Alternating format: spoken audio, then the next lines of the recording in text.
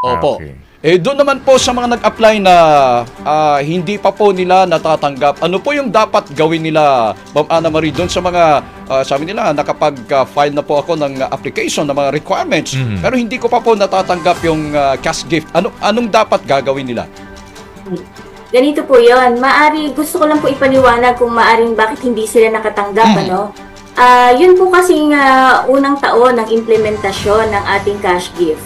Noong 2024 yung expanded. Hindi po yan na nung panahon pong yun, wala pa po sa NCSC yung pamamahagi ng cash gift na yan.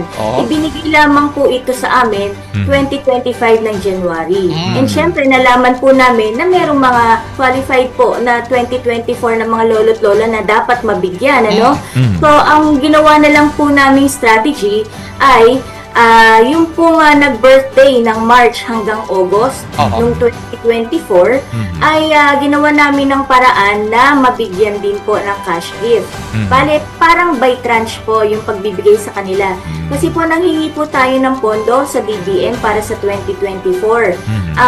Sumulat po tayo, ang sagot po nila ay doon muna namin kunin sa pondo na meron kami. Ang pondo na meron kami ay yung para sa 2025 na mga lolo't lola na magbe-birthday. So, nag-strategize na lang po tayo na kahit papano, mabawasan po yung listahan ng mga nag-iintay na lolo't lola nung March to August. Ngayon po, yung hindi pa po nabibigyan, yung mga nag-birthday po ng September to December at yung mga hindi pa rin po nabigyan, kunyari, ng March to August, meron po kaming cash gift distribution ngayong first quarter. Gaganap po yan January to March. So, kataasan po niyan, mid-February, kami po ay magkakaroon na naman ng payout sa iba't ibang bahagi ng Pilipinas. Katulong po ang ating mga LGUs.